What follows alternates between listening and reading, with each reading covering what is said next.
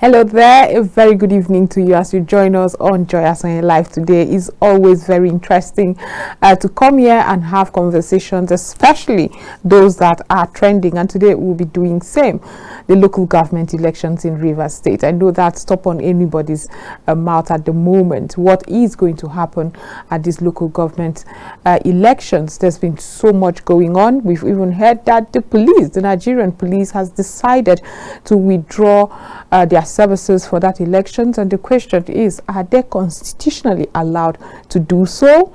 That's a very interesting question right there, and we already know how volatile Rivers State has been. Rivers State has been in the news for several months now. And in fact, since the emergence of this new administration, it seems like there's no break in that state, and all for the wrong reasons, unfortunately, from the tussle, the FCT ministers tussle with the incumbent governor, to several others. The APC in the state has been a bit divided.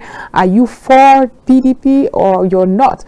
We've had the caretaker chairman who was announced by a court to vacate that seat, and another person was announced to be the substantive caretaker, or rather chairman of the political party. And there's been whispers really about who is in charge of the APC in Rivers State.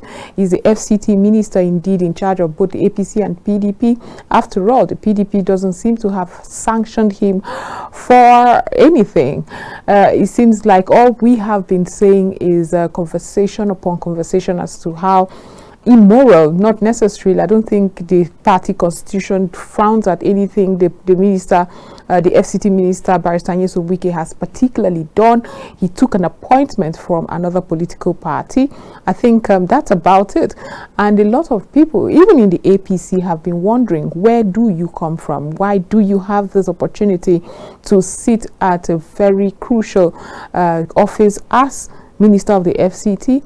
Do you really deserve it? Are you part of the political party? What is your empathy towards our political party? Conversations like that has been very rife.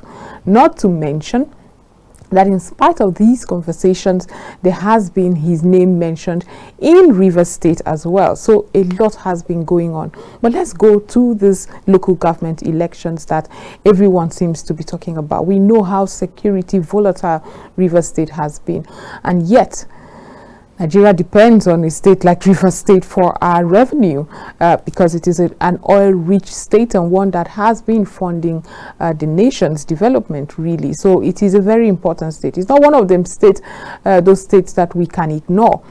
So much is going on in the backdrop of the Supreme Court's judgment on local government autonomy. We all read that all states that are not electorally elected, or local government chairmen that are not elected, would not participate or would not have that autonomy, would not be able to enjoy and benefit from the autonomy that the Supreme Court had earlier in the year granted local government. So everybody is rushing to get their act right, get their local government properly elected. Why is the case different with Rivers State? The Rivers State governor had cried out. Maybe that's not the proper phrase to use, but it is what it is. The Rivers State governor had brought it to our notice. If cried out is not appropriate for that term, but has brought it to our notice that it seems like the security architecture is serving a purpose. And of course, he's a politician, so he's bringing it to our attention only because he does not perceive that it serves the purpose of his side. So he's screaming out about that.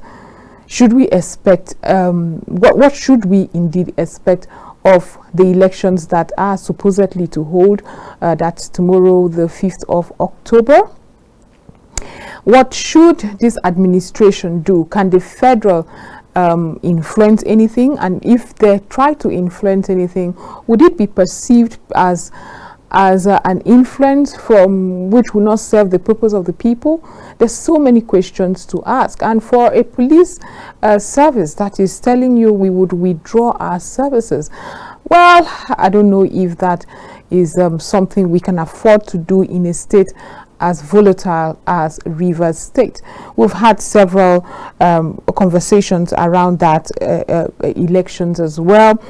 I was supposed to reach out to a local government candidate who is supposed to partake in that election, but unfortunately we are unable to reach him at the moment. Understandably, so much is going on at this moment where he has to get his act right and ensure that as elections are tomorrow, there's so much going on. So we'll be unable to bring that interview right there.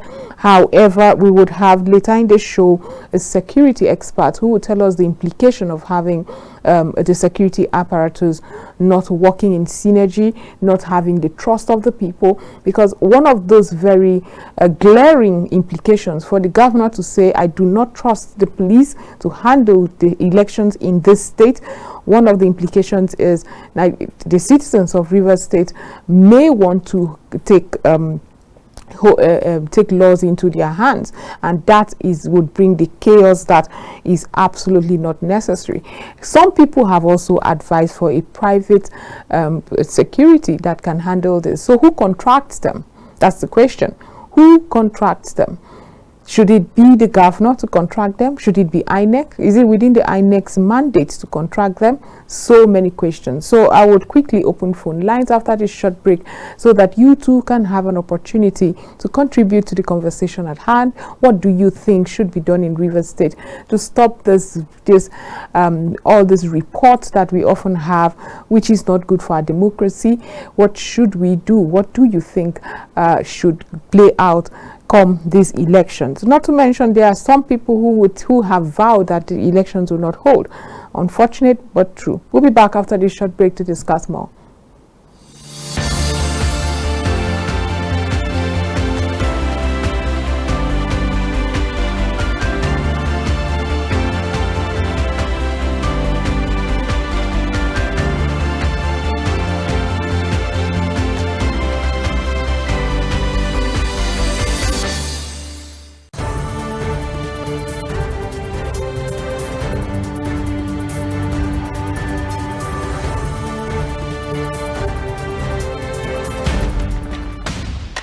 While wrapping up the day, unwind with the reminiscence of the day's news from home and abroad with Kaftan TV 7 p.m. news. Good to have you join us on Kaftan News at 7. Nigerians are living in up to 5%. Our young people, we propose the harmony symphony. It's good to have you join us on Kaftan TV News at 7. We found that the 10 naira are not sufficient. National, foreign news headlines. Get balanced, accurate facts on the latest news in business, politics, entertainment, sports, and more. Live from our studios. Many thanks for watching. You join us again at 9 Kaftan TV News.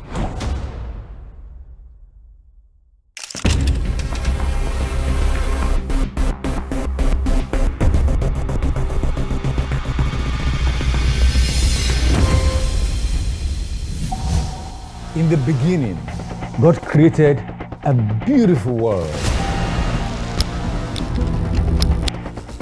3, 2, 1. Action. And that's why, at Kaftan Television, We imagine a beautiful world.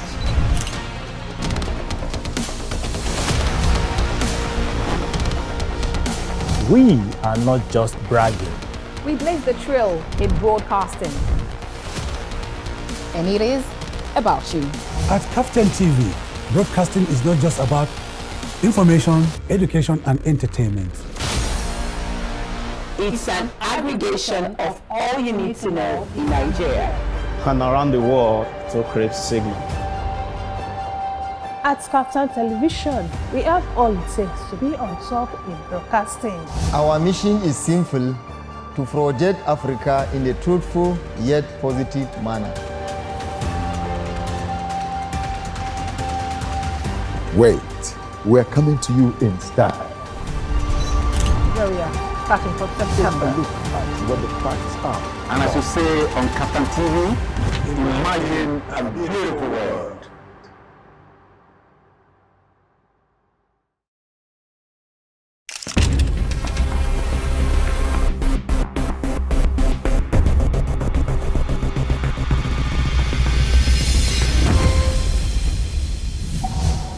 In the beginning, God created a beautiful world. 3, 2, 1. Action. And that's why at Kaftan Television, we imagine a beautiful world.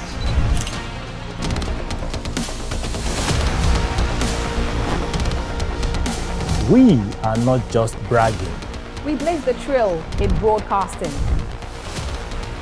And it is about you. At Kaftan TV, broadcasting is not just about information, education, and entertainment. It's an aggregation of all you need to know in Nigeria And around the world to create signal. at Kaftan Television, we have all it takes to be on top in broadcasting. Our mission is simple: to project Africa in a truthful yet positive manner. Wait, we're coming to you in style. Here we are, starting from September. Look at what the facts are. And as you say on Kaftan TV, imagine a beautiful world.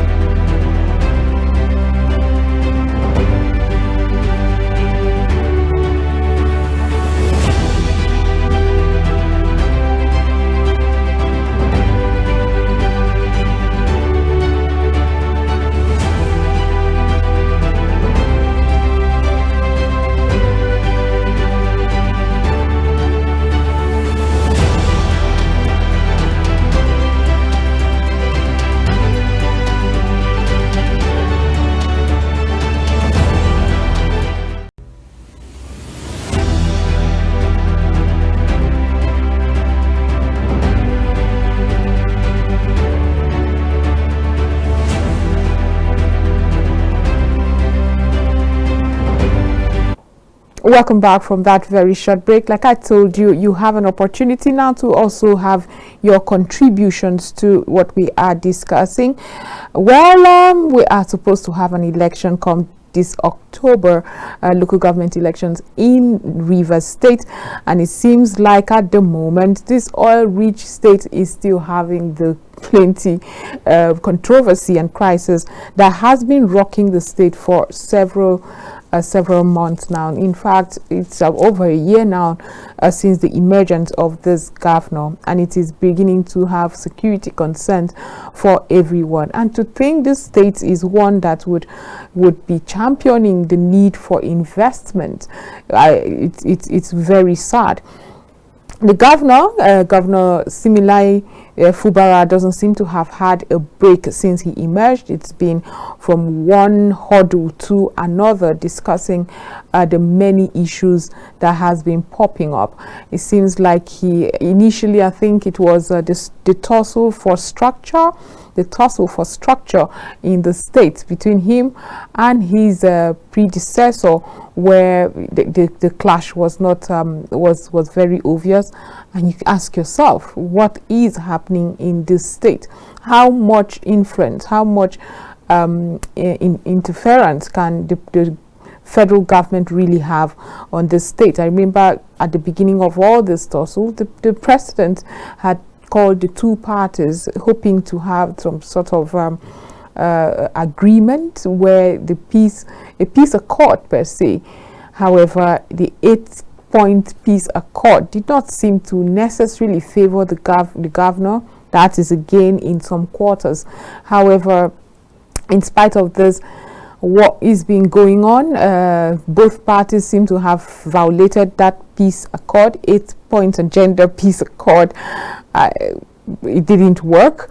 The governor is still having several issues with his National Assembly, his State House of Assembly. We'll go for yet another quick break. When we return, we'll have our guest who will tell us the security implications of all of this. We'll be right back to discuss more.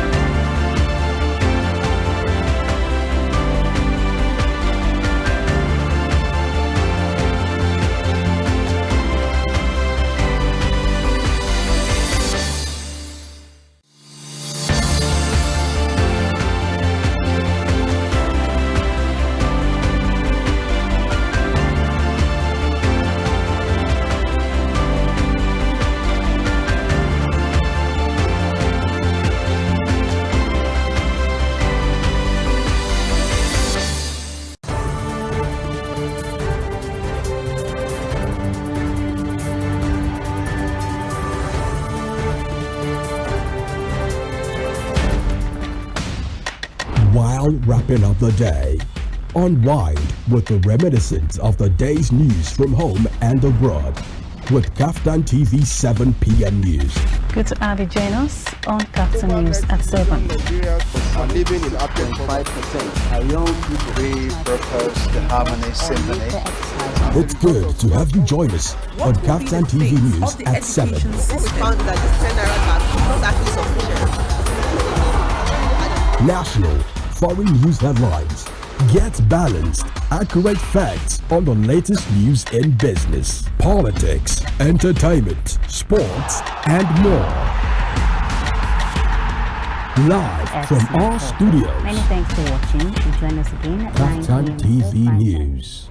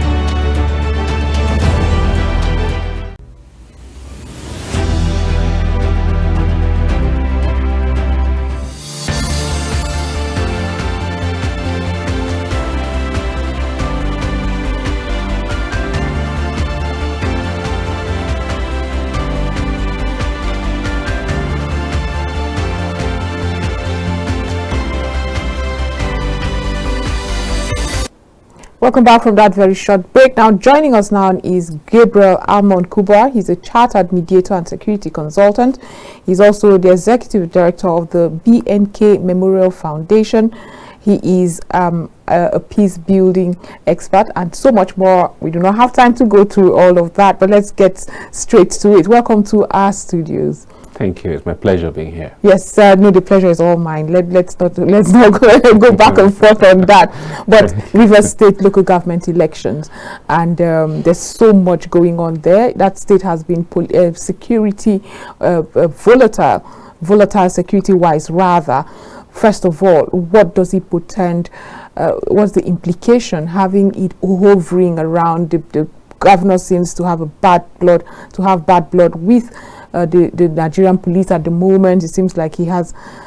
We just saw an update here that he refused. There was an attempt to hijack election materials. And what does it portend for our election and the security status of the state? Well, thank you very much. You see, the antecedents of politics in Rivers State have been very much on the negative side for quite a while now. We know the rivalry that has been on between former Governor Wike and the current governor, Sim Fubara. But I think it's important we note the fact that having a successor who was groomed by his estranged godfather, so to say, has a lot of potential for issues that could arise thereby. So I think what is happening is not far-fetched from the fact that they have not been able to settle those scores that have been observed by analysts for quite a while now. And it's pertaining to what we're seeing in the local government election issues that we're seeing. But I think it's all political interest. For me, it's all political interest. It's something that the courts have actually given a leeway for the governor to conduct elections. And it has been said clearly that if elections are not conducted and people are not democratically elected into offices, especially at the local government level, the autonomy that is already being enjoyed by local governments right now, the financial autonomy. So it's such that the governor has to conduct the election, and it has to be as democratic as it can be. Because the caveat is that you would not enjoy the allocations. So that is why it is imperative. So it actually requires the support of all stakeholders, especially the police, to give him that support, so that he'll be able to conduct the election and make it, in such a way that it will be free, fair, and credible. Well, the governor has also alleged that men in police uniform, allegedly again by the orders of the IG, attempted to take sensitive election materials. I mean, these elections are supposed to happen tomorrow, Saturday, the 5th of October. Allegedly came to take sensitive materials from that. As a security expert, at what point should the Nigerian police meddle to that extent? Well, it's not far-fetched what we are seeing. The police has a responsibility to ensure that there's security during the election. Right. And for the Inspector General of Police to give the order for that action actually is not going to augur well for the election. Because if Governor Fubara is insisting that there has to be election, in fact, I listened to him this evening or this afternoon when he was being interviewed, and he insisted that whether the police gives him the cover or not, that the elections will go on tomorrow. And if that happens, we don't pray for any contention of whatsoever, between the security agencies, the police especially, and the electorate. Because in a situation like that, it can be volatile, it can be, hijacked, because, the police have the right to give that cover, that security cover. But where it has been, hijacked, or the order has been given by a court, yeah, exactly. It is difficult for them now to operate in a situation, in an environment where the forces on ground or the people on ground might not be able to carry on with the elections as it's supposed to be, because there will be fear. Of course. You understand? The electorate will be afraid of what might happen. And so, we talk about voter apathy in elections. These are some of the things that cause voter apathy. Because most people might say, I don't want to be caught in a crossfire. So it's not better I just stay at home. Well, this is a state that has had, or rather recorded, very very unfortunate incidences of security volatility.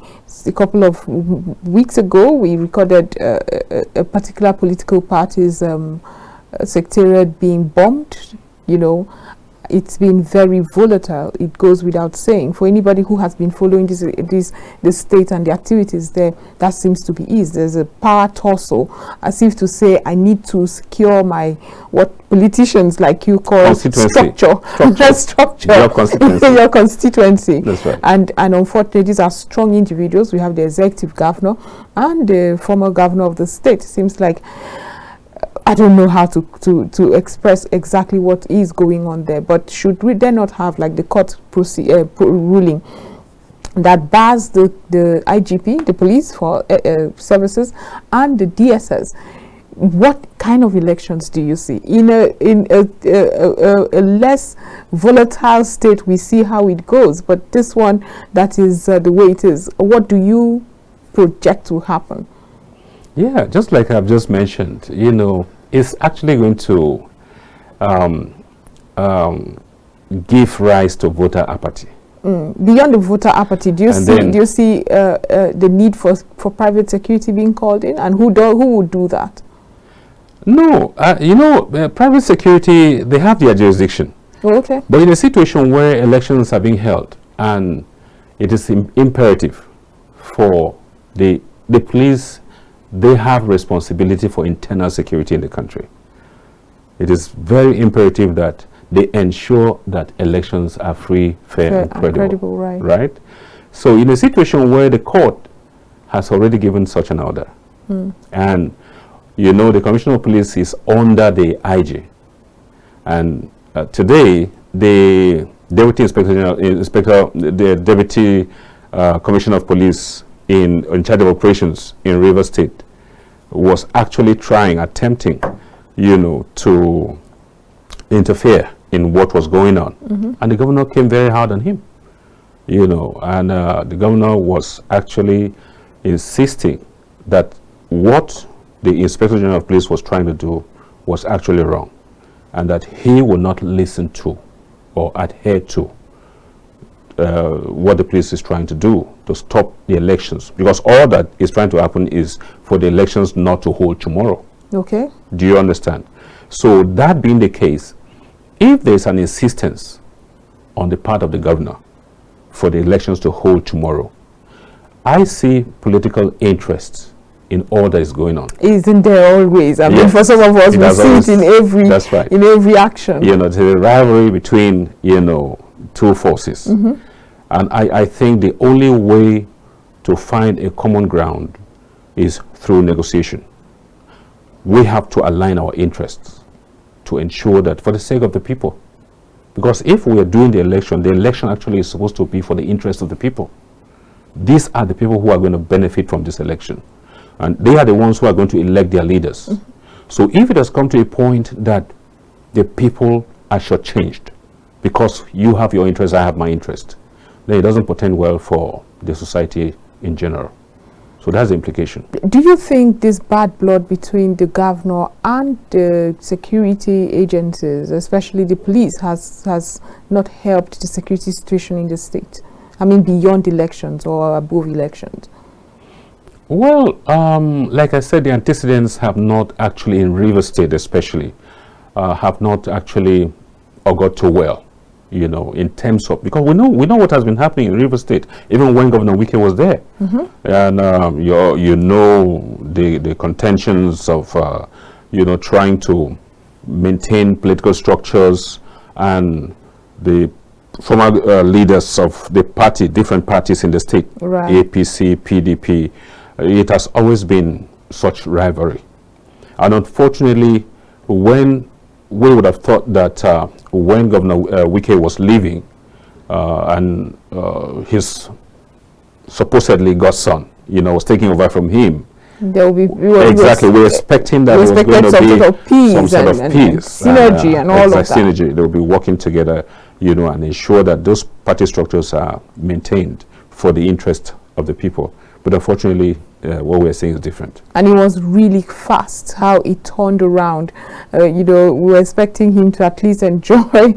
A lot of people had projected there'll be trouble. Yes. Somehow, because it didn't feel natural, the relationship. However, it happened very swiftly.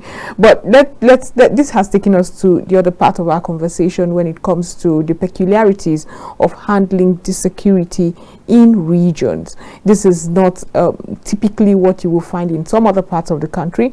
We have in other parts of the country banditry and all of that. But do you think, as a security expert yourself, one who has worked within the same architecture of the federal government, do you think the Nigerian security architecture is trained and equipped for the volatility or the dynamism of the different security challenges that regions face?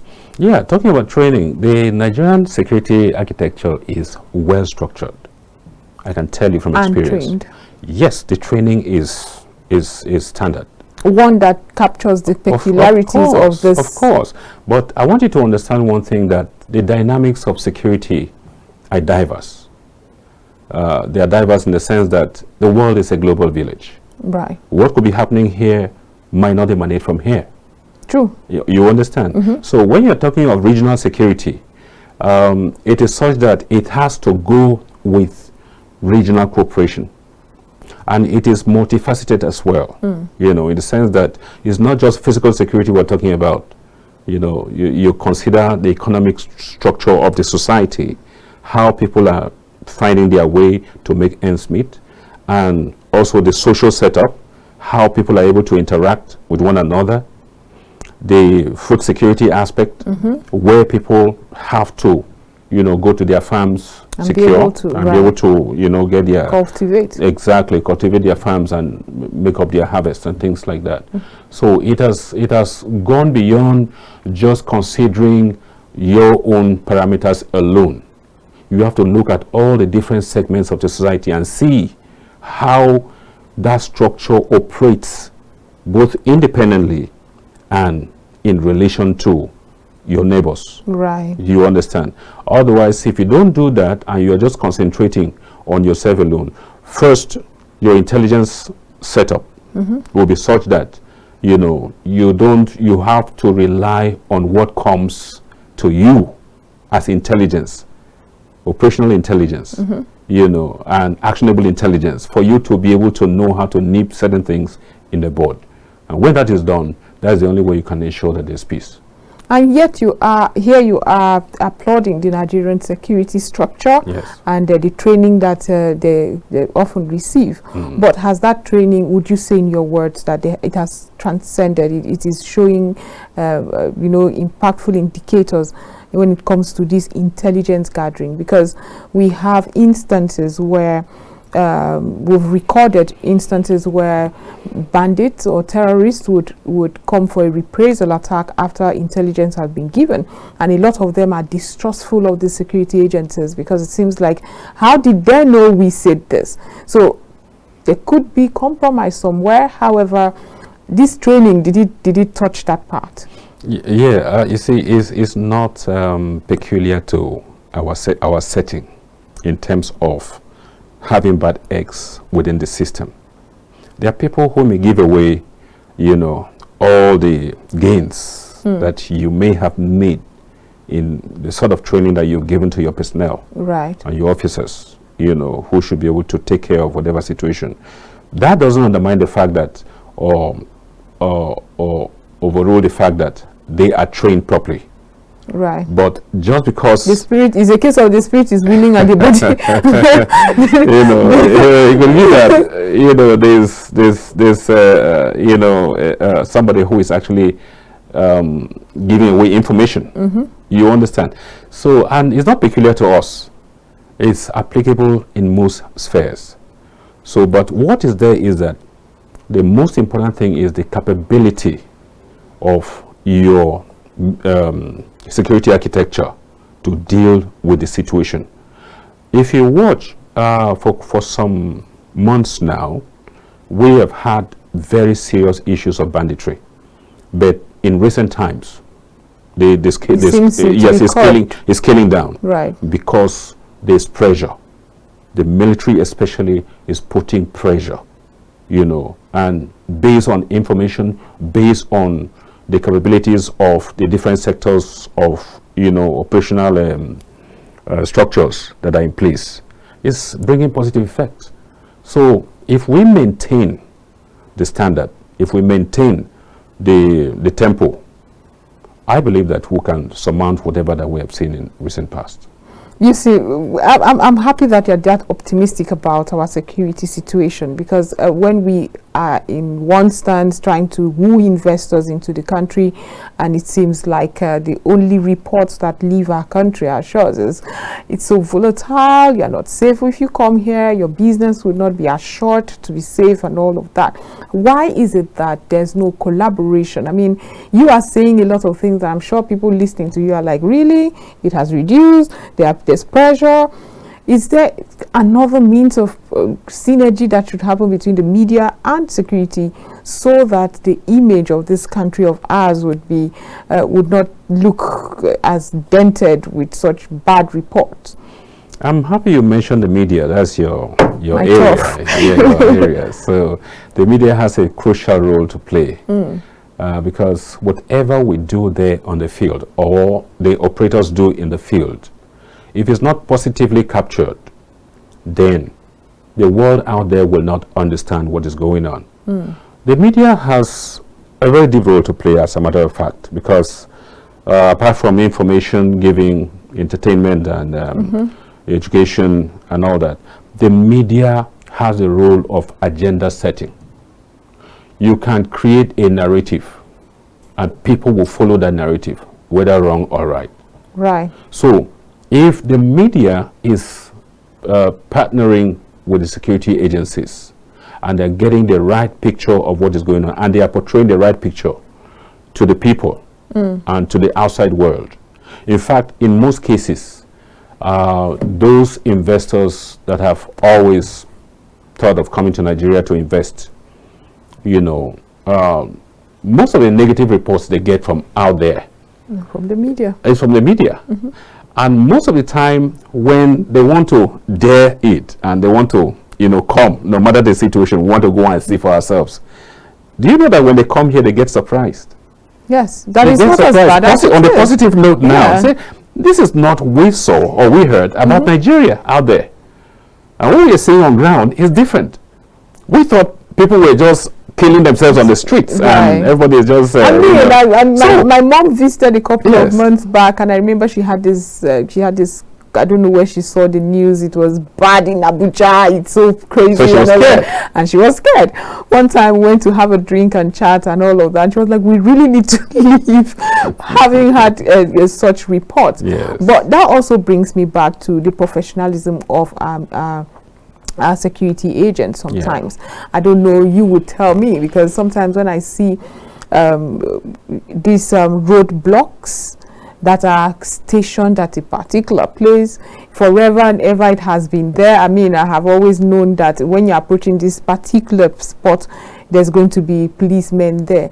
Is that particularly an intelligent tool? Because there's nobody who will not sit up, and that does not mean a lot is not happening. A couple of weeks ago, I traveled to Benue State.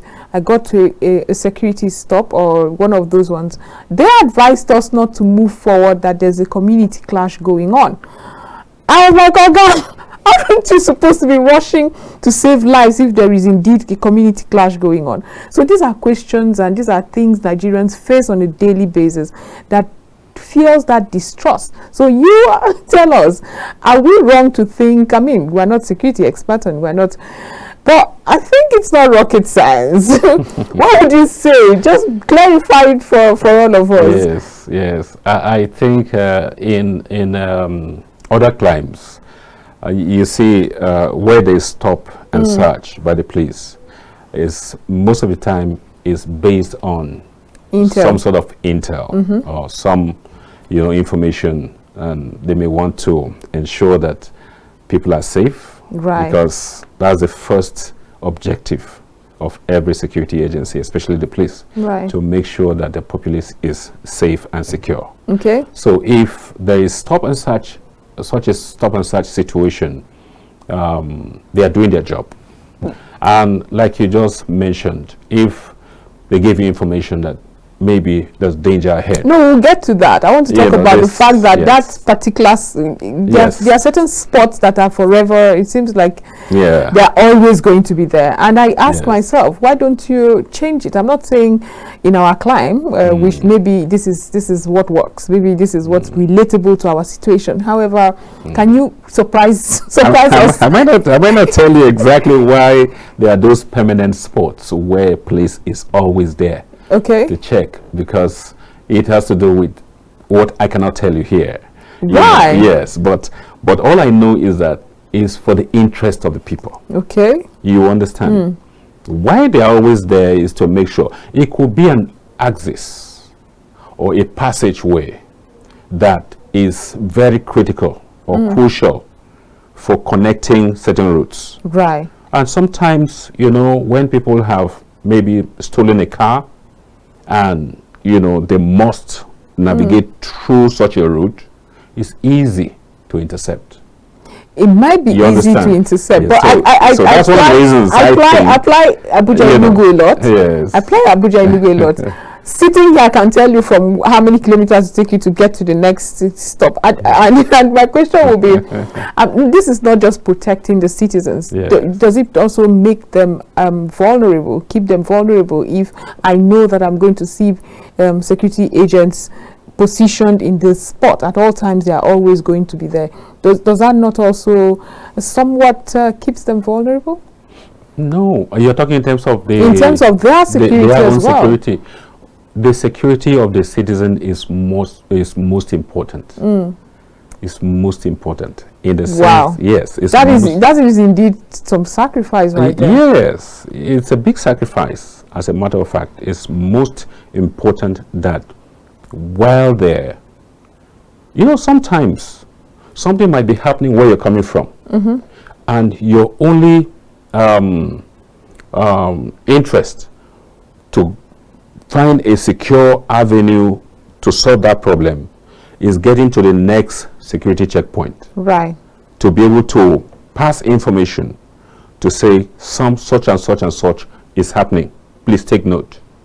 Because you are sure that you meet them at that particular spot you've always met them. True. You understand? So there are so many reasons operationally that make the police to be in certain spots, which I will not be able to tell you all the reasons here. Okay, so let's talk about another issue that a lot of us have been concerned about. The Nigerian police, you may have to clarify this, about 370,000 to 444,000 boots on the ground. Is that sufficient for our number? Why do you think successive governments have not necessarily been able to increase that number? And if we go into the number that are manning personal political officials, sometimes it doesn't even have to be political officials these days. As long as you can pay, you have yourself a police escort. So why is this situation one that we are still dabbling with at the moment? In recent past, the IG actually gave orders. Like other IGs as well, yes, but go ahead. They are giving orders that such private arrangements, should not go on because there's a greater need, for the police to maintain peace and security or law and order, other than, keeping security for high-profile individuals or VIPs. So the need on ground actually necessitates, the deployment that we see most of the time. The need on ground actually necessitates why such deployments actually take place most of the time. But I think this present IG has done a lot. He has? He has. I still see. It's not a day's job. Okay. You understand? It's a continuous process. What he took over from might not be dismantled almost immediately. Right. So it might take some time, but the process is on, and I see some positive vibes in what I'm seeing presently. But do you think if it becomes an outright decision to say, you know what, everybody should return to base, let's secure the community, and if all that is done and intelligent, again, I am not a security expert, but this is me with basic knowledge, saying if our communities are safe, you would not need to have private security so bad. I know houses that for several years have been manned by security men, Nigerian policemen, and Nigerian civil defense as well. Those houses, most of which are not occupied. That embarrasses me as somebody that really loves my country. So why is it not an outright? You say it's not a day's job, it's something that takes time, but why not? Why should it take so much time? I should think with a word, everybody back to base. Let's re-evaluate who needs security. There are those who, of course, would need security, but you know, there are structures in security systems. The police is for internal security. Okay. And of course, we know the private guard companies that are also that operate by law as well. In fact, they are under the jurisdiction of Nigeria Security and Civil Defense Corps. So the private guard companies, they are, you know, the first layer of social setup in terms of security, whereby when they man the structures where they occupy, their own is supposed to be information gathering, right? You know, and ensuring that the people they are looking after are protected and, you know, shielded positively. So anything that is beyond them, they are not armed. Whatever is beyond them is supposed to be passed to the police or to a higher structure of defense. Okay. You understand? Even the military, we know their own is for the, you know, the territorial protection of the territorial integrity of the country. But internal security also, where it overwhelms the police, they are usually invited to assist in internal security.